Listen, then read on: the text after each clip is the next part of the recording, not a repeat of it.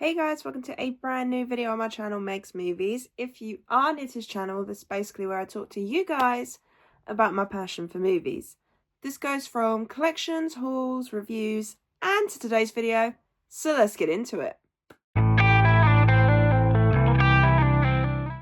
Okay, so I know this is over a week late, but we are here. It is finally up, and that is my April 2025 watch list. So this is all the brand new movies coming out this month that I'm going to try and go and see. But to be honest, looking at the list and then looking at my local cinemas listings, I might actually be able to see all of these films for once. So let's get into it. So I'm going to be very quick talking about these. Just sort of like just going over the basics of why I've chose it and why I want to go and see it and things like that. So I'm just going to shuffle over this way a bit. So the first movie is a Minecraft movie, which funnily enough, I have actually seen. I've watched it today as I'm filming this. So tomorrow I expect a review of Minecraft. But the main reason why I chose to go and see this month is because I'm not going to lie, from the trailer, it looked like a bad film. So I was just kind of seeing it just to see if it'd make my top 10 list. Plus also trying to see if it might surprise me. However, like I said, I have seen it already. But I'm not going to tell you guys my thoughts. You're going to have to check out my review for it tomorrow. So let's carry on with the rest of them. So the other films, I will say this is in no particular order. This is just as I've put them on my list on Letterboxd. To which, if you want to see what I'm watching every day, well, not every day, but trying to watch every day. But if you want to see what I am watching, go and follow my Letterboxd. Username is down below. You can look at all my lists. You can look at my previous other watch lists, things like that. But anyway, carrying on. So the next film on my list, which to be honest, this one and two other ones on this list are my high priorities. And that is Death of a Unicorn. This is the newest A24 film. It looks so stupid, but it looks so funny at the same time. I was kind of hoping it was going to be my mystery screening that I had the other week, but obviously it wasn't, as you can see from my Restless review. But I am going to go and see it tomorrow. I've booked the 6 o'clock showing, so I won't be home late from the cinema and things like that. So yeah, I'm looking forward to it. It looks, like I said, stupid fun, and sometimes I like those kind of movies, especially since I'm working tomorrow. It'll be nice to have a stupid movie to watch afterwards. The next one wouldn't have made my list if I hadn't seen the trailer in the cinema. And that is The Amateur. Yes. This looks like it's going to be one of those, kind of like The Accountant, Equalizer, I'm trying to think of other ones kind of like that. Sort of similar to those, where it's sort of like the guy that you wouldn't normally expect to go after someone, goes after someone because it's all to do with his wife. That's what I'm getting the gist of from the trailer. I'm hoping it's going to be good. It's got Rami Malek in it, which I have seen him in a couple of things. Mainly Bohemian Rhapsody, which he did an amazing job in, by the way. So I'm looking forward to seeing him in something else, because I also saw him in Twilight, because he was in Twilight films at one point.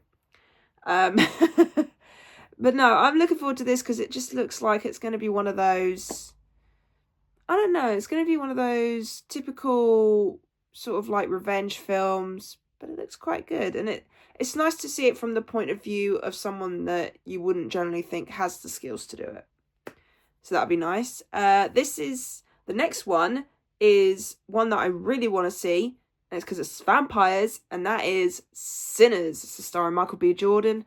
This looks like a different take on vampires, and I love the look of it. It sounds like it's going to be amazing. It looks amazing, and just honestly, if there's a vampire movie coming out, I am going to try my absolute hardest to see it, because I love my vampire films, and who knows, maybe it might make my top 10 vampire movies list when I eventually do that again. I have actually been thinking about doing a top 10 modern vampires list. We'll see, but then I don't know if I've done it before. I'll have to double check. But no, Sinners. looking forward to that one. This next one, I think I only done it because this is my favourite animal. Well, second favourite animal. Well, it's a toss-up between a sloth and this as what my favourite animal is. And that is the penguin lessons. Yeah, I wasn't sure about it when I saw the poster, but then the trailer popped up during one of my cinema screenings, and it looked kind of cute. It sort of gave me Mr. Popper's Penguins vibes, but we'll see, and because say I do love penguins. It's always a toss-up between sloth and penguins as to what's my favourite. But no, it looks like it could be something different. Who knows? But then, like I said, it is penguins, so yeah. The next one is one that's the only streaming film, to be honest. The rest are all cinema releases, which is a shocker.